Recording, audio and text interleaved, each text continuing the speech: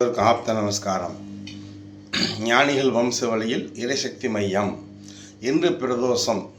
பிரதோஷம்னா இதோட எல்லாம் என்ன தெரியும் மக்களுக்கு அப்படின்னா, சிவன் கோயிலுக்கு போவாங்க, நந்திக்கு அபிஷேகம் நடக்கும், அப்புறம் சிவபெருமான் அபிஷேகம் நடக்கும், அம்பாளுக்கு அபிஷேகம் நடக்கும்.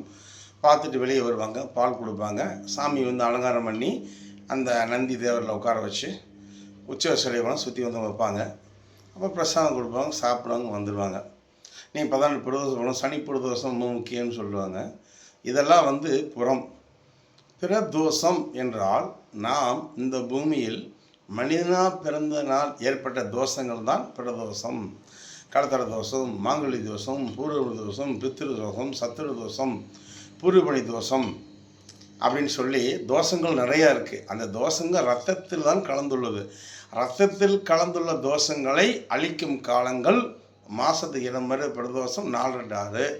பகவத்கீதையில் ரத்தத்து தோஷத்தை ஆதி பிரணவம் அழிக்க முடியும்னு குறிப்பிட்டிருக்கு. அதுபோல் ஆதி பிரணவம் மூலியமாக நீங்கள் உள்ளே தோஷத்தை அழிப்பது தான் உண்மையான பிரதோஷமாகும். சகல சௌபாக்கியம் பெறுக.